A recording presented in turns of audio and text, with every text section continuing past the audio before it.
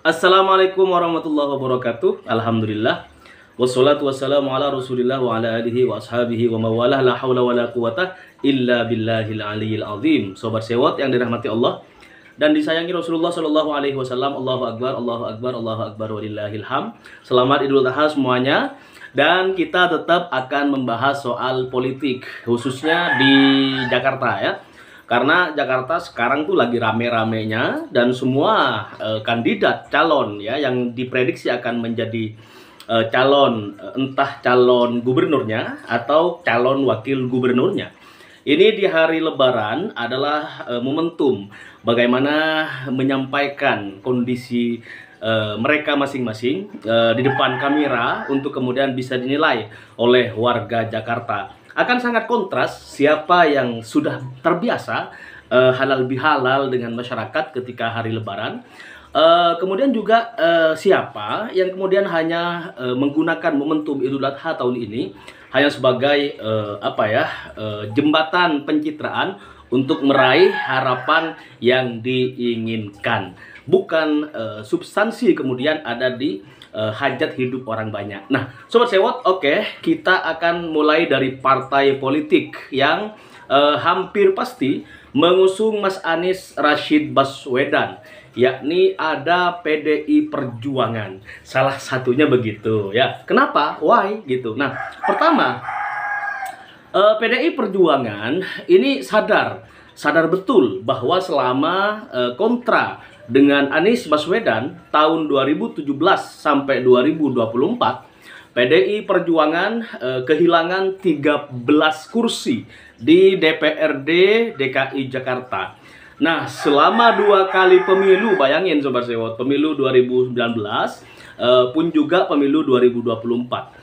Kehilangan 13 kursi sekelas Partai Demokrasi Indonesia Perjuangan ini bukan hal receh semua. Ini satu hal yang serius tentunya. Mestinya kalau sekelas PDI itu hilangnya 5 gitu kan, atau hilangnya 4 lah gitu. Nah, tetapi kalau jumlah 13 kursi yang hilang, nah ini perlu dipertanyakan. Jangan-jangan ada faktor utama yang kemudian bisa dijadikan satu alasan kuat agar PDI Perjuangan bisa mempelajari langkah-langkah politik berikutnya. Ternyata Sobat Sewot ada prediksi yang sangat menjurus ke arah benar gitu, bahwa rupanya di 2017 dan 2024 ternyata PDI itu kehilangan kursi ini disebabkan oleh kontra dengan Anies Rashid Baswedan. Nah, ini menjadi pelajaran penting sehingga PDI hari ini sangat hampir ya, udah di depan pintu gerbang koalisi bersama PKB dan insya Allah Partai Keadilan Sejahtera. Ya, seperti itu. Itu yang pertama. Jadi PDI ini udah sadar betul bahwa kontra dengan Anies ini nggak baik-baik saja. Pada akhirnya kehilangan 13 kursi di pemilu 2017 dan 2024 banyak kehilangan kursi gitu. Nah, hari ini PDI Perjuangan tentu nggak mau dong kehilangan kursi lagi gara-gara tidak satu koalisi bersama Anies Rashid Baswedan yang mayoritas warga Jakarta menginginkan beliau sebagai gubernur di 2024-2029. Kemudian Sobat Sewot, kenapa PDI Perjuangan ini juga dibilang hampir pasti mengusung Mas Anies Rashid Baswedan ya? Alasan yang kedua adalah elektabilitas Mas Anies Rashid Baswedan yang paling tinggi ya. Reputasi Mas Anies Rashid Baswedan selama beliau memimpin DKI Jakarta gitu kan, menempatkan Mas Anies sebagai calon gubernur yang paling disukai, yang paling disenangi, yang paling digandrungi oleh warga Jakarta. Mulai dari warga Jakarta yang pendatang, lebih-lebih yang memang orang Betawi atau penduduk asli setempat di Jakarta. Mulai dari yang usia anak-anak gitu kan, Mas Anies ini pemimpin yang paling disenengin. Lihat aja setiap ketemu anak-anak semuanya udah pasti menghampiri Mas Anies Rashid Baswedan.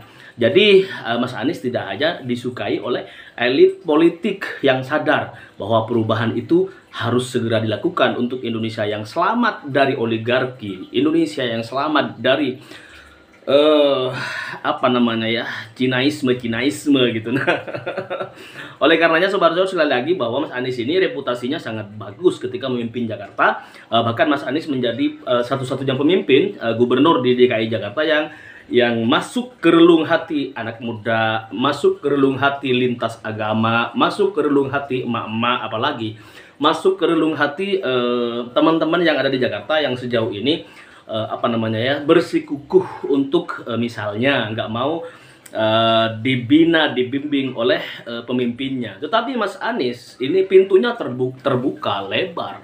Semua kalangan menerima Mas Anies Rashid Baswedan. Itu dia yang kedua, Sobat Sewot. Jadi elektabilitas adalah faktor yang juga mendorong PDI Perjuangan untuk kemudian akan mendukung ya Mas Anies Rashid Baswedan di Pilkada DKI Jakarta. Selanjutnya, ketiga, PDI Perjuangan saat ini tidak punya calon yang mampu bersaing dengan Mas Anies Rashid Baswedan.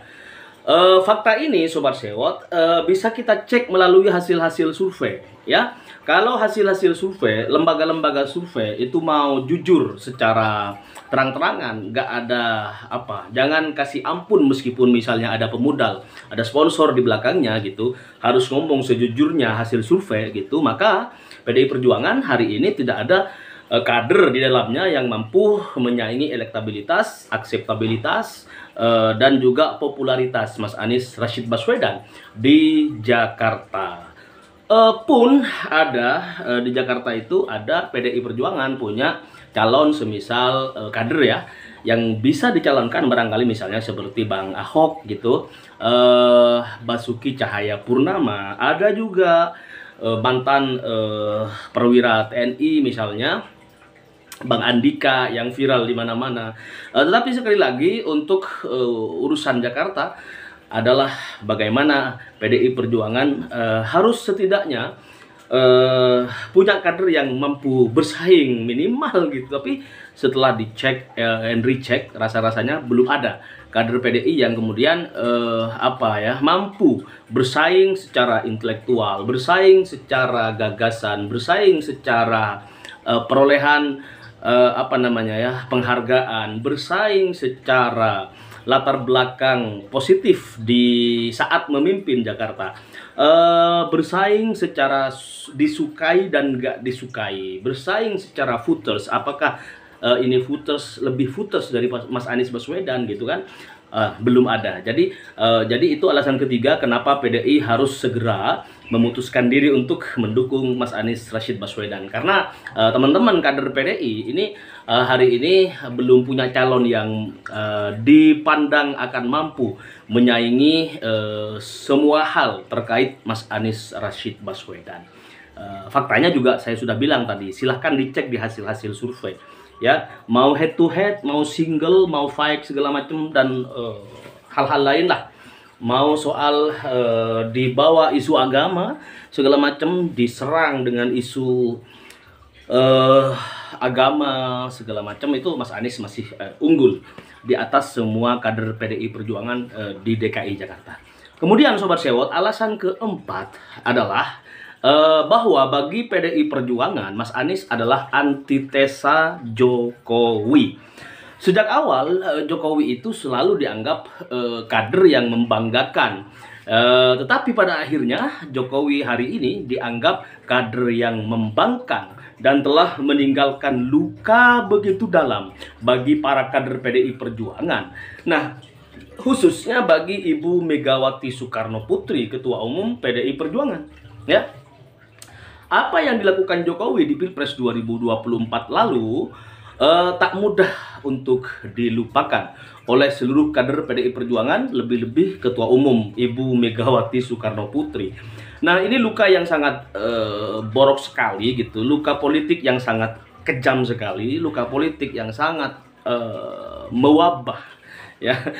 Sekujur tubuh PDI Perjuangan, mulai dari tingkat kepala hingga ke bawah ya, tingkat kaki sampai seluruh anggota badan misalnya, seluruh organisasi struktural dan lain sebagainya, semuanya apa ya, kena luka yang sangat dalam oleh Joko Widodo yang hari ini anggapannya sama sebenarnya ya. Agar kader-kader PDI Perjuangan itu sama semuanya penilaiannya seperti itu, rata-rata begitu. Nah, tetapi wallahu a'lam Sobat Sewot, kita non partai ya, dan kita hanya melihat dari beberapa kacamata para pengamat dan para ahli, sehingga masyarakat boleh dong kritis, masyarakat boleh dong menilai, karena pemimpin, kader-kader partai yang jadi dewan, yang jadi wali kota, itu semuanya adalah dipilih oleh rakyat dalam sistem demokrasi. Meskipun hari ini lagi ada isu akan pemilihan pilpres akan dipilih oleh MPR. Nah, ini akan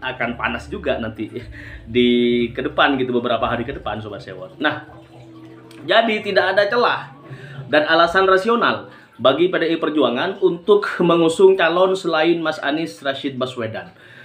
Apalagi PDIP punya spirit untuk mengalahkan siapapun calon yang akan disiapkan oleh Jokowi beserta rezimnya, oleh Prabowo Subianto bersama rekan-rekan politiknya. Nah, apakah itu Ridwan Kamil, apakah itu Kaisang Pangarep, atau kedua-duanya akan dicampur aduk oleh kekuasaan Jokowi dan kekuatan Prabowo Gibran misalnya, maka PDI Perjuangan sudah barang tentu harus optimal dalam mempersiapkan lawan daripada Gerindra, lawan daripada Golkar, dan lawan dari Istana Presiden. Lawan yang paling sangat dianggap sanggup oleh masyarakat Indonesia, oleh para pengamat dan lain sebagainya hari ini adalah hanya Mas Anies Rashid Baswedan. Selain karena memang beliau sudah pengalaman memimpin Jakarta 5 tahun, dan Mas Anies Rashid Baswedan sudah barang tentu jauh lebih mengerti tentang perekonomian warga Jakarta, tentang seluk-beluk Jakarta, tentang bagaimana pajak bangunan segala macam di wilayah Jakarta. Maka pertarungan melawan Jokowi akan ditumpahkan lewat Anies Rashid Baswedan oleh Ibu Megawati Soekarno Putri bersama PDI Perjuangan, dan Gus Muhaimin Iskandar bersama Partai Kebangkitan Bangsa, dan oleh teman-teman kader-kader Partai Keadilan Sejahtera PKS di Jakarta. Nah, Sobat Sewot yang dirahmati Allah dan disayangi Rasulullah SAW, bagi Mas Anies Rashid Baswedan sebagai incumbent gubernur Jakarta ya, ini tidak punya masalah baik dengan Jokowi maupun Prabowo sebenarnya. Persaingan politik memang tidak selayaknya dibawa ke urusan personal ya, baik Jokowi, baik Megawati, baik Prabowo, lebih-lebih Mas Anies gitu. Jadi Mas Anies sebenarnya sebagai incumbent di Jakarta itu tidak punya masalah sama sekali dengan Joko Widodo, dengan Prabowo Subianto, tidak ada masalah sebenarnya. Nah, adapun dengan Kaisang dan Ridwan Kamil, ya kan, Anies tidak pernah punya seteru apapun, ya, nggak pernah ketemu fight, nggak pernah beda visi misi, nggak pernah seperti itu ya. Bahkan Sobat Sewot, Mas Anies ini punya kedekatan tersendiri dengan Ridwan Kamil karena sama-sama aktif di Asosiasi Pemerintahan Provinsi Seluruh Indonesia misalnya, APPSI, di mana Mas Anies adalah ketuanya gitu. Nah, ini kedekatan yang dibangun sudah sejak lama. Jadi tendensi antara Anies Baswedan dengan Ridwan Kamil ini sampai hari ini belum ditemukan. Sehingga memang agak sedikit kesulitan bagi teman-teman politisi di Jakarta untuk kemudian bikin head to head antara misalnya Mas Anies Rashid Baswedan dengan siapapun nanti calonnya, ini menunggu hasil partai sebenarnya. Kemudian misalnya pun kubunya Jokowi Prabowo ada nama Ridwan Kamil dan Kaisang Pangarep. Nah, ini tidak sepanas Pilpres kemarin. Ya, antara Anies, Prabowo, dan Ganjar Pranowo. Nah, lalu bagaimana dengan DPW PKB DKI Jakarta yang telah mendeklarasikan lebih awal, mendeklarasikan Mas Anies Rashid Baswedan beberapa waktu yang lalu?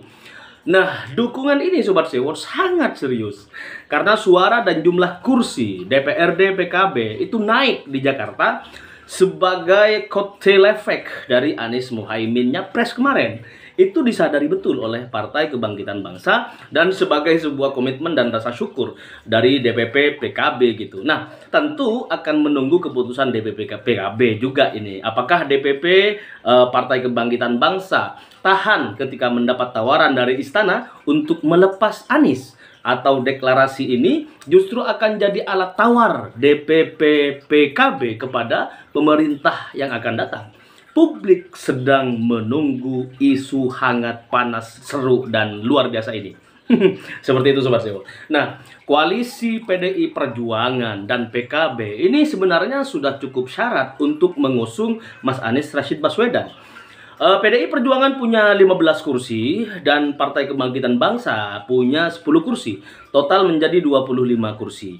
PDI Perjuangan punya mesin politik yang solid, sementara Partai Kebangkitan Bangsa punya basis warga Nahdliyin di Jakarta gitu. Nah, tetapi tidak ada yang lebih ideal ya bagi Mas Anies Rashid Baswedan selain diusung oleh duet PKS PDI Perjuangan. Kenapa PKS PDI? Pertama, karena kedua partai ini pun punya mesin politik yang paling bisa diandalkan di Jakarta gitu. Apalagi di Jakarta itu dengan wilayah yang tidak terlalu luas. Kolaborasi dua mesin politik ini tidak akan sangat efektif dan lebih mudah untuk membuat kemenangan bagi calon yang diusung, utamanya Mas Anies Rashid Baswedan. Nah, kemudian yang kedua, PKS dan PDI Perjuangan adalah pemenang pemilu di Jakarta. PKS mendapatkan 18 kursi, kemudian PDI Perjuangan mendapatkan 15 kursi. Maka jumlah totalnya adalah 33 kursi dibandingkan kalau berkoalisi dengan PKB yang hanya akan terkumpul sekitar 25 kursi. Nah, ini satu kedikjayaan barangkali nanti mesin politik ini akan tidak hanya panas di awal tetapi sampai akhir juga bahan bakarnya tuh nggak kehabisan. Kalau jumlah total koalisi PKS dan PDI ini ada angka 33 kursi. Nah, apalagi Sobat Sewot jika kemudian ditambah dengan Partai Kebangkitan Bangsa sebagai satu-satunya partai yang sudah lebih awal mendeklarasikan dukungan kepada Mas Anies Rashid Baswedan, maka total keseluruhan ini menjadi 43 kursi. Ini akan sangat kuat tentunya untuk wilayah DKI Jakarta dan akan semakin sulit untuk dibendung kemenangannya oleh rezim Joko Widodo dan Gerindranya Pak Prabowo Subianto. Belum lagi misalnya Nasdem yang kemungkinan besar akan ikut bergabung. Nasdem punya 11 kursi Sobat Sewot, cukup realistis sekali. Maka total kursi kalau Nasdem gabung ya kan dengan mengusung Mas Anies Rashid Baswedan, maka ini totalnya 54 kursi.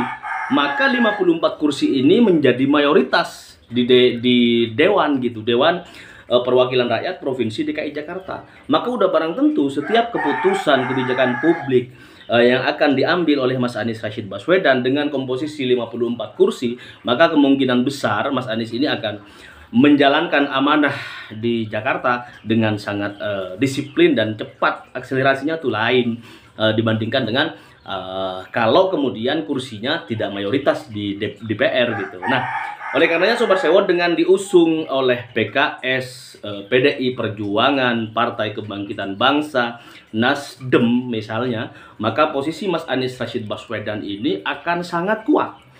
Dua mesin politik yang bekerja sama dengan warga Nahdliyin misalnya, hampir sempurna. Dengan kolaborasi tersebut, maka serangan fajar, money politik, dan siraman sembako misalnya, jika itu terjadi, relatif akan bisa diantisipasi dan bisa diatasi. Lalu, siapakah wakil Mas Anies Rashid Baswedan? Sobat Sewot, melihat jumlah kursi, maka yang paling logis untuk menjadi wakil Mas Anies Rashid Baswedan adalah kader dari Partai Keadilan Sejahtera. Karena PKS adalah partai pemenang di Jakarta dengan jumlah kursi terbanyak. Nah, inilah yang diharapkan para elit PKS. Termasuk Hidayat Nur Wahid misalnya, wakil Majelis Syuro Partai Keadilan Sejahtera. Oke Sobat Sewot, satu catatan penting bahwa dukungan PKS kepada Mas Anies Rashid Baswedan ini terjadi jika partai kader ini ya memutuskan untuk menolak godaan yang terus dilakukan oleh pihak penguasa agar tidak mengusung Mas Anies Rashid Baswedan seperti yang kemarin bocor halus di Tempo dan itu viral di mana-mana. Selama ini Sobat Sewot, PKS selalu ambil resiko untuk terus konsisten bersama konstituennya yang cenderung mendukung Mas Anies Rashid Baswedan. Inilah bedanya PKS, juga PDIP, dan partai-partai lainnya seperti PKB dan Nasdem. Karena kedua partai ini punya konstituen yang lebih konsisten gitu. Nah, solid dan militan dibanding konstituen partai-partai lainnya yang cenderung cair, lebih cair, dan mudah cair, Sobat Sewot. Nah, Sobat Sewot yang dirahmati Allah dan disayangi Rasulullah SAW, selamat menunaikan selamat hari Lebaran, Idul Adha tahun ini. Semoga barokah, semoga dosa-dosa kita semuanya diampuni oleh Allah Subhanahu wa taala, diberikan kebahagiaan, keselamatan fid dunya wal akhirah, zahiran wa batinan. Salam perubahan. Assalamualaikum warahmatullahi wabarakatuh. Allahumma sholli ala sayyidina Muhammad wa ala ali sayyidina Muhammad.